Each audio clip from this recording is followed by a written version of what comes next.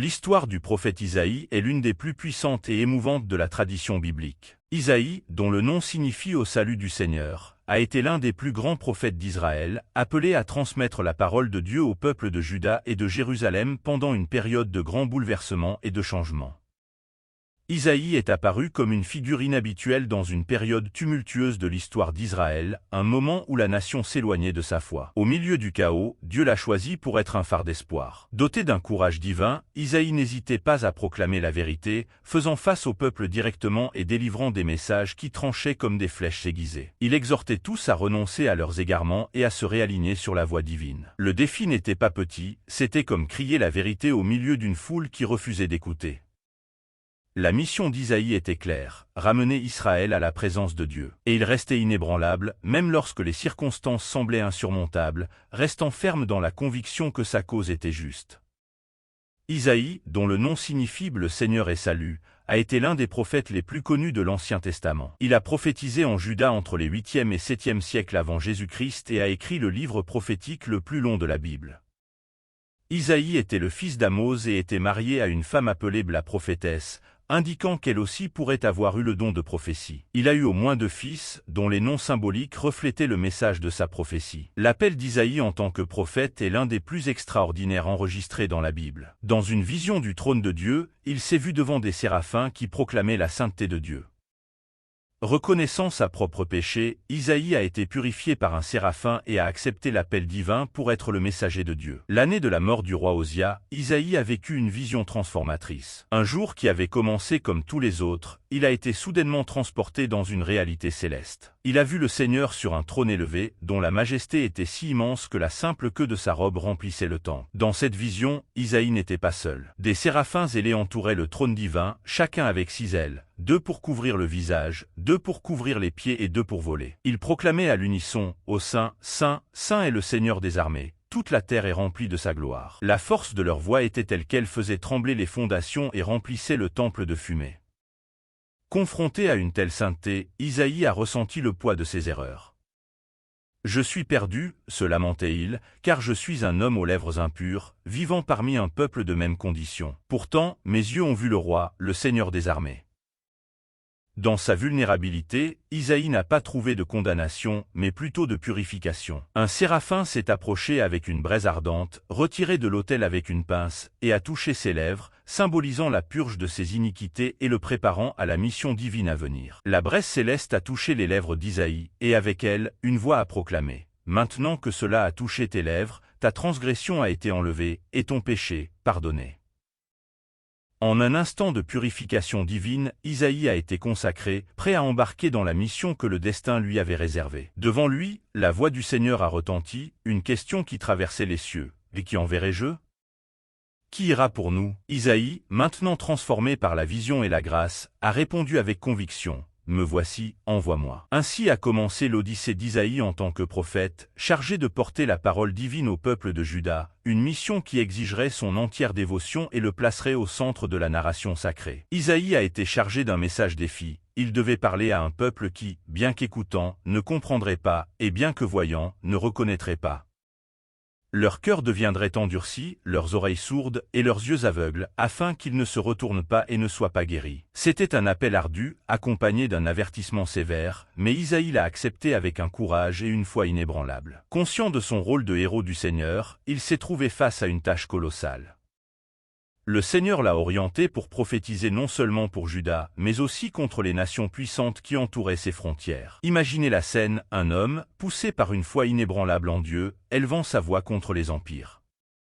Ces prophéties, qui s'étendent des chapitres 13 à 23, dévoilent la justice divine qui transcende les frontières d'Israël. La première nation sous le regard d'Isaïe est la Babylonie, dont l'orgueil et l'idolâtrie ont atteint les cieux. Isaïe prédit sa ruine et sa désolation, un événement inimaginable à cette époque, étant donné la magnificence et la puissance de la Babylonie. Babylone, le joyau des royaumes, la splendeur et la fierté des Chaldéens, seront réduits à néant, comme Sodome et Gomorrhe lorsque Dieu les a renversés, déclare-t-il. Le message est sans équivoque, aucun pouvoir terrestre ne peut rivaliser avec la souveraineté de Dieu. Ensuite, Isaïe tourne son attention vers la Syrie, la superpuissance qui menaçait d'engloutir tout sur son passage. Il annonce que cet oppresseur redoutable trouvera également sa fin, rappelant à tous qu'aucun gouvernant n'est éternel, sauf le roi des rois.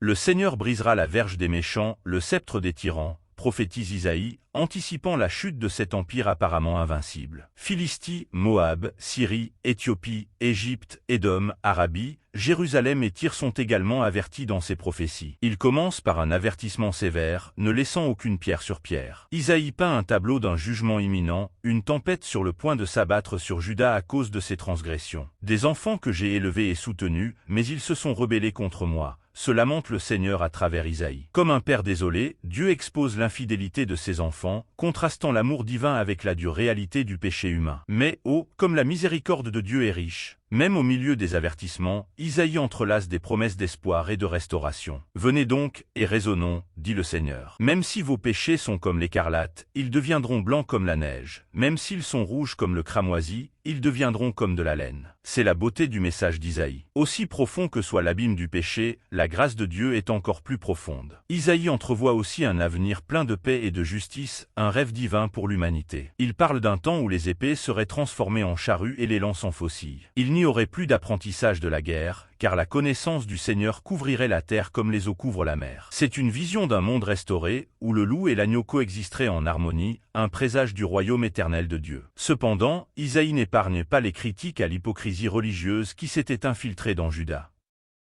Il dénonce la vanité des sacrifices vains, des fêtes sans cœur et des prières sans sincérité.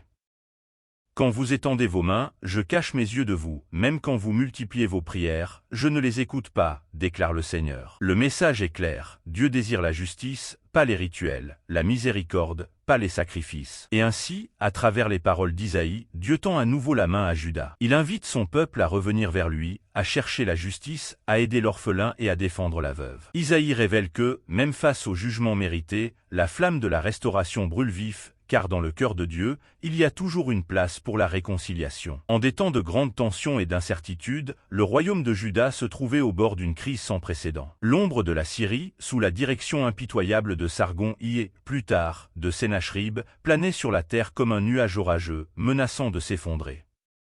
Les Assyriens, notoires pour leur cruauté et leur efficacité à dévaster les nations, ont fixé leur regard vorace sur Juda. C'est contre cette toile de fond sombre qu'Isaïe, le prophète de Dieu, a émergé comme un phare d'orientation pour le roi Ézéchia. Ézéchia, assis sur le trône de Juda, faisait face à un moment décisif. D'un côté, le sens commun suggérait la formation d'alliances politiques comme moyen de survie. De l'autre, Isaïe apportait un message céleste, exhortant le roi et le peuple à placer leur confiance non pas dans les armées ou les stratégies terrestres, mais dans le Seigneur des armées. Avec l'autorité divine qui lui a été conférée, Isaïe a prédit la chute de Sargon et, par la suite, la défaite humiliante de l'armée de Sénachrib. Il y a un dessein établi sur toute la terre, proclamait Isaïe, affirmant que les desseins de Dieu ne seraient pas frustrés par les plans humains ou la force militaire. Il assurait que la ville de Jérusalem serait préservée, non pas par la compétence ou le pouvoir de son peuple, mais par l'acte direct de Dieu. Le peuple s'était égaré, oubliant celui qui leur avait tout donné, se submergeant dans une mer d'infidélité et d'injustice. Dans ce contexte, Isaïe, le cœur lourd mais imprégné de foi, s'est levé pour délivrer une parole du Seigneur. Il a commencé par un avertissement sévère, ne laissant aucune pierre sur pierre. Isaïe a esquissé le portrait d'un jugement imminent, une tempête sur le point de s'abattre sur Juda à cause de ses transgressions. Mais ils se sont rebellés contre moi, se lamentait le Seigneur par l'intermédiaire d'Isaïe. Comme un père angoissé, Dieu révélait l'infidélité de ses enfants, contrastant l'amour divin avec la dure réalité du péché humain. Isaïe, un voyant des temps bibliques, a scruté le voile du futur et a entrevu une ère remplie de promesses divines. Il est devenu le héros de l'arrivée d'un Messie extraordinaire, dont la présence changerait le destin de l'humanité. Les prophéties messianiques d'Isaïe, entrelacées dans ces textes, contrastent vivement avec les sombres présages adressés aux nations et aux peuples de Juda. Elles évoquent des images de lumière, d'équité, de sérénité et, surtout, de rédemption. Isaïe a prophétisé la venue du Messie comme un phare d'espoir pour un peuple plongé dans les ténèbres. Un enfant nous est né, un fils nous a été donné, a-t-il prévu, annonçant l'avènement d'un chef céleste dont le règne serait assis sur les piliers de la justice et de l'intégrité, un royaume sans fin. Il serait connu comme le conseiller admirable, le Dieu puissant, le Père de l'éternité, le Prince de la paix. La promesse était celle d'une ère de paix perpétuelle, régnant sur le trône de David et son royaume. La prophétie d'Isaïe s'est élargie en parlant d'un rejeton qui émergerait de la souche de Jessé, faisant directement allusion à la lignée de David. Ce rejeton viendrait orné d'un esprit de sagesse, de discernement, de conseil et de vigueur. Il ne se laisserait pas emporter par les apparences, ni ne se baserait sur des rumeurs, mais jugerait les nécessiteux avec justice et défendrait les droits des défavorisés de la terre avec droiture.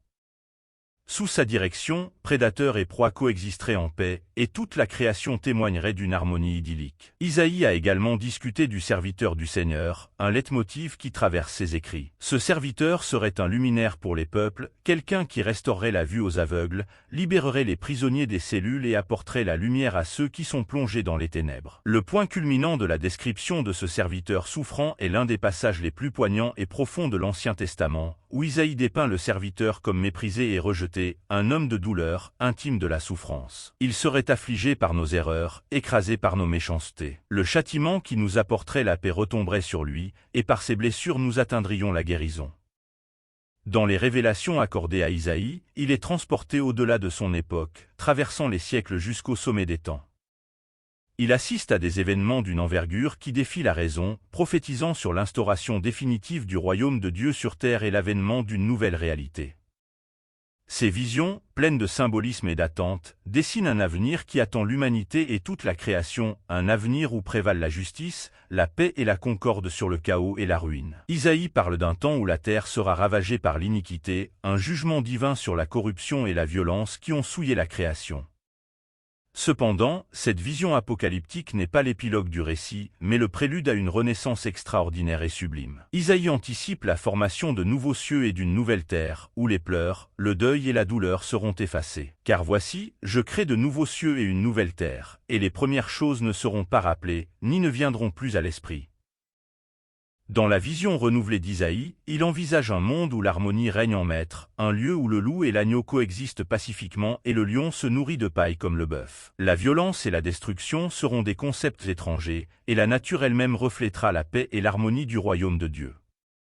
Il prophétise que la justice et la droiture formeront la base de ce nouveau royaume, où le fruit de la justice sera la paix et l'effet de la justice, la tranquillité et la sécurité éternelle. Isaïe prévoit également une rencontre universelle devant le Seigneur, une vision d'inclusion et d'universalité sans précédent. Jérusalem se transformera en un lieu sacré de culte pour toutes les nations, un épicentre de sagesse où les gens chercheront le chemin du Seigneur. Sa vision englobe la résurrection des morts et la célébration de la vie éternelle, où la mort sera vaincue pour toujours et le Seigneur essuiera les larmes de tous les visages. En plus d'être une voix prophétique pour le peuple de Juda, Isaïe a également eu des interactions significatives avec les rois de son époque. L'une de ces figures était Achaz, un roi confronté à des menaces extérieures et en temps de crise. Isaïe s'approche d'Achaz avec un message divin d'espoir et de guidance en temps de turbulence. Achaz, sous pression des armées d'Israël et de Syrie, était enclin à chercher de l'aide auprès de la Syrie, une décision qui pourrait conduire Juda à une dangereuse dépendance et à des compromis risqués. C'est alors qu'Isaïe, envoyé par Dieu, rencontre Achaz et lui offre une parole de réorientation. Sois prudent, reste calme, n'aie pas peur et ne perds pas courage, encourageant le roi à avoir confiance non pas en la force militaire ou en les alliances politiques, mais en Dieu. Ainsi, le récit d'Isaïe nous conduit plus profondément au cœur de l'histoire biblique. Chaque prophétie, vision et interaction avec les rois de son époque nous offre une compréhension plus claire du plan divin pour l'humanité et de l'amour de Dieu pour son peuple. En lisant et en réfléchissant à ces paroles, nous sommes invités à faire partie de cette histoire, à vivre l'espoir, la paix et le salut qu'Isaïe a décrit si vivement. Je vous invite à vous joindre à moi dans ce voyage de découverte et d'inspiration. Ensemble, dévoilons les mystères des prophéties d'Isaïe, trouvons la lumière dans les ténèbres, l'espoir dans le désespoir et la paix qui dépasse toute compréhension. Ensemble, découvrons l'amour de Dieu révélé dans les paroles d'Isaïe, un amour plus profond, plus large et plus haut que nous pouvons imaginer. Et qu'en le faisant, nous puissions trouver dans ces paroles l'inspiration et l'orientation nécessaires pour vivre nos vies selon la volonté de Dieu. Au cœur de la protection et de la promesse divine, Isaïe présente à Achaz un signe du ciel, un témoignage de l'engagement inébranlable de Dieu envers son peuple. Il incite le roi, demande au Seigneur, ton Dieu, un signe, que ce soit dans les profondeurs abyssales ou dans les hauteurs célestes. Cependant, Achaz, dans une démonstration de modestie forcée ou d'incrédulité, s'abstient de faire une telle demande. Isaïe, cependant, proclame un signe non seulement pour Achaz, mais pour tout Juda. La Vierge concevra et donnera naissance à un fils, et elle l'appellera Emmanuel. Ce signe va au-delà du présent, pointant vers la future promesse de Dieu à son peuple, l'arrivée du Messie. Dans l'un des moments les plus marquants et surprenants de son ministère, Isaïe est appelé à accomplir un acte symbolique extrême pour transmettre un message prophétique à Juda. Dieu ordonne à Isaïe de se promener pieds nus et nus pendant 3 ans comme un signe et un présage contre l'Égypte et l'Éthiopie. Ce geste, bien que choquant pour les normes modernes, véhiculait un message puissant sur la confiance mal placée et le destin des nations que Juda considérait comme des sauveurs potentiels. La nudité d'Isaïe n'était pas un simple acte d'excentricité, mais plutôt une proclamation divine de grand impact visuel sur la vulnérabilité et l'humiliation imminente de l'Égypte et de l'Éthiopie, nations où Juda plaçait ses espoirs de libération du joug assyrien. Isaïe, en se dépouillant de ses vêtements et en marchant pieds nus, incarnait la future désolation de ces peuples qui seraient capturés, dépouillés de leur dignité et de leur force, tout comme il se présentait devant son propre peuple. Cet acte prophétique servait de message vivant aux habitants de Juda, les mettant en garde contre la tentation de chercher des alliances avec des nations étrangères au détriment de la confiance en le Seigneur. C'était un rappel poignant que la véritable sécurité et le salut résident non pas dans la puissance militaire ou les pactes politiques, mais dans l'obéissance et la foi en le Dieu d'Israël. Les réactions à un tel acte ont certainement varié. Certains ont peut-être vu Isaïe avec dédain et scepticisme, remettant en question sa santé mentale et le but d'une telle conduite. D'autres, reconnaissant la gravité avec laquelle Isaïe prenait sa vocation prophétique, ont peut-être perçu la profondeur du message qu'il transmettait. Cet acte ne concernait pas seulement l'humiliation des nations étrangères, mais aussi un appel à la repentance et à une confiance résolue en Dieu de la part du peuple de Juda. La relation de Juda avec les nations étrangères est un thème qu'Isaïe aborde avec une clarté décisive. Il met en garde avec véhémence contre la recherche d'alliances avec des puissances comme l'Égypte, arguant qu'une telle entreprise est non seulement inutile, mais aussi une offense à la confiance qui devrait être placée exclusivement en le Seigneur. Malheur aux enfants rebelles, déclare le Seigneur par l'intermédiaire d'Isaïe, qui prennent conseil, mais pas de moi, qui font des alliances, mais pas par mon esprit, accumulant péché sur péché. Le message est sans équivoque. La véritable et durable sécurité ne se trouve pas dans la force ou la protection des nations étrangères, mais sous la protection de la fidélité à Dieu. Aux côtés de ces avertissements, Isaïe offre également des aperçus de salut et de rédemption. Il parle d'un Dieu qui, malgré la constante rébellion de son peuple, tend à plusieurs reprises la main en offre de réconciliation. Parmi les annonces de jugement sur l'iniquité humaine, brillent des promesses de salut pour un reste fidèle. Isaïe anticipe une ère future de justice et de paix, où le désert fleurira et les cœurs angoissés trouveront du réconfort. Ces passages soulignent la sainteté immuable de Dieu et sa promesse ferme de racheter et de restaurer. La figure du serviteur souffrant, présentée dans les derniers chapitres du livre d'Isaïe, apparaît comme un sommet de cette promesse divine. Avec une poésie émouvante, Isaïe décrit le serviteur qui, bien qu'affligé et maltraité, assume sur lui. Isaïe, dans son histoire, décrit le serviteur qui, bien qu'affligé et maltraité, porte sur lui les iniquités du peuple. Ce serviteur, par sa souffrance, ouvre la voie à la paix et à la guérison. Les paroles d'Isaïe, vues à la lumière des siècles, sont interprétées comme une annonce du sacrifice de Jésus-Christ, le Messie, dont la mort et la résurrection apporteraient la rédemption définitive à l'humanité. Et ici, mes chers, l'intrigue s'intensifie. Apparaît le roi Manassé, un homme au cœur pétrifié, réfractaire à la vérité. La présence d'Isaïe, un homme qui ne proclamait que les ordres divins, était une gêne. Il semblait que la lumière apportée par Isaïe était excessive pour l'obscurité qui enveloppait Manassé. La tension entre la lumière et les ténèbres, entre Isaïe et Manassé, s'intensifiait. Isaïe, fidèle à la parole de Dieu, et Manassé, submergé dans ses erreurs. Cependant, Isaïe restait inébranlable. Il comprenait que sa bataille n'était pas seulement personnelle, mais une lutte de tout le peuple d'Israël, un effort pour ramener tous sur le chemin de Dieu. C'est à ce moment que nous sommes témoins du véritable pouvoir de la foi. Isaïe, conscient des dangers et de la persécution imminente, ne cessait pas. Il persistait à parler, à prophétiser et à appeler le peuple à la repentance. C'était une foi inébranlable, un amour pour Dieu de proportions incommensurées. incommensurable. Isaïe a émergé dans une ère tumultueuse, une période qui pourrait être décrite comme une tempête spirituelle. Israël traversait des temps difficiles. Le peuple s'était tellement éloigné des voies du Seigneur que les traditions établies par Dieu étaient presque méconnaissables. C'était une époque marquée par une profonde confusion spirituelle. Isaïe a persisté dans sa mission, faisant face au scepticisme et à la résistance, mais il n'a jamais été seul. Dieu lui a donné la force et le courage de continuer. Avec une foi inébranlable, Isaïe n'a pas cédé, il a continué à prophétiser et à appeler le peuple à la repentance.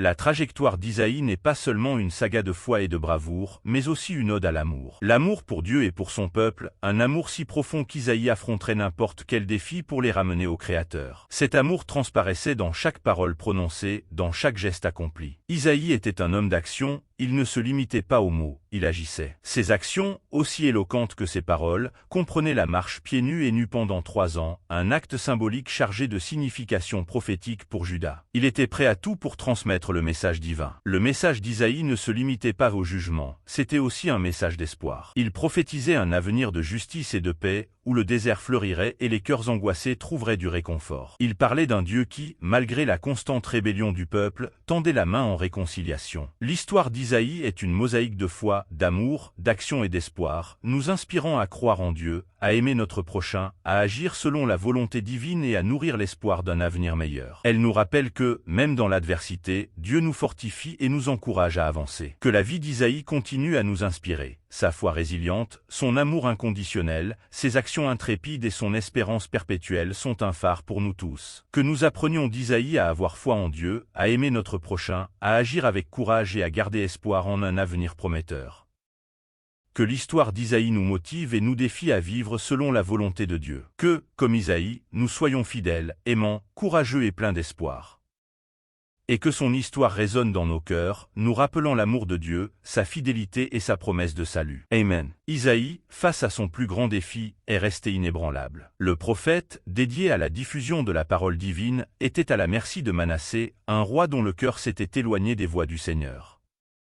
Pour le monarque égaré, Isaïe n'était pas un messager de Dieu, mais une menace pour son trône d'idolâtrie et d'iniquité. La tradition, qui n'est pas mentionnée dans les textes bibliques canoniques, raconte une fin tragique pour Isaïe, marquée par une brutalité inimaginable. On dit qu'il a été scié en deux. Cette tradition, tant juive que chrétienne, est évoquée par Paul dans le Nouveau Testament, en Hébreux 11:37, qui mentionne des martyrs qui ont été lapidés, sciés en deux et tués par l'épée, bien qu'Isaïe ne soit pas explicitement nommé. Contemplons le courage et la foi de cet homme de Dieu. Jusqu'à ces derniers moments, Isaïe est resté loyal, faisant confiance à la souveraineté et à la justice divine, même face à une mort atroce. Il nous laisse une foi inébranlable, nous enseignant que, peu importe combien la nuit est sombre, notre confiance en Dieu doit rester inébranlable. Isaïe a affronté la mort de manière dramatique, mais son esprit est resté intact, démontrant que le véritable pouvoir réside dans la fidélité au Seigneur, même face à l'inimaginable. En réfléchissant à la vie et aux martyrs d'Isaïe, puissions-nous trouver dans son histoire la force d'affronter nos propres luttes, en faisant toujours confiance à l'amour et à la miséricorde de Dieu. Que la foi d'Isaïe nous inspire à vivre une vie dédiée à la vérité et à la justice divine, quel qu'en soit le coup. Isaïe est resté ferme, sa foi était aussi solide qu'un rocher face aux tempêtes de la vie. Imaginons-nous à sa place, sachant que la persécution était imminente. Isaïe n'a pas hésité, il n'a pas cherché refuge ou une voie plus facile. Au contraire, il est resté fidèle à la mission que Dieu lui avait confiée, conscient que, quoi qu'il arrive, Dieu serait avec lui. Cet épisode de la vie d'Isaïe nous enseigne une précieuse leçon sur la confiance. Faire confiance à Dieu ne signifie pas que nous serons exempts de difficultés. Au contraire, nous pouvons faire face à des défis encore plus grands. Mais la véritable confiance en Dieu nous donne la force d'affronter n'importe quelle situation, sachant qu'il a un plan plus grand pour nous. Isaïe a affronté la mort avec un courage qui ne peut venir que d'une relation profonde avec Dieu. Il n'a pas eu peur, car il savait que, même dans la mort, il accomplirait le dessein divin pour sa vie. C'est une démonstration de foi qui transcende la compréhension humaine, une foi qui regarde au-delà de ce monde. Puissions-nous nous inspirer de la foi et du courage d'Isaïe. Dans les moments d'épreuve, rappelons-nous que Dieu est avec nous, guidant chacun de nos pas. Que l'histoire d'Isaïe nous encourage à maintenir notre foi, même lorsque le chemin à parcourir semble incertain. Que la vie d'Isaïe soit un phare pour nous tous, montrant qu'avec Dieu à nos côtés, nous pouvons relever n'importe quel défi. et qu'à la fin de notre voyage, nous puissions regarder en arrière et voir que chaque difficulté rencontrée a été une occasion de démontrer notre confiance en le Seigneur. Avant de nous dire au revoir, je vous lance un appel spécial. Si c'est le moment décisif pour vous, n'hésitez pas à faire ce choix maintenant. Laissez votre réponse dans les commentaires, que ce soit un oui ou un non, si vous décidez d'accepter Jésus comme votre sauveur. J'ai hâte d'entendre votre opinion. Veuillez partager vos questions, réflexions ou suggestions pour de futurs contenus dans les commentaires ci-dessous. Votre participation est très précieuse et vos idées contribuent de manière significative à l'enrichissement de notre communauté. Je tiens à exprimer ma sincère gratitude pour votre participation à cet espace. Votre présence et votre soutien sont extrêmement importants, et je suis enthousiaste à l'idée de notre prochaine rencontre, où nous partagerons davantage de révélations et d'enseignements bibliques. Que la paix et la grâce du Seigneur vous accompagnent toujours. Jusqu'à notre prochaine rencontre. Amen.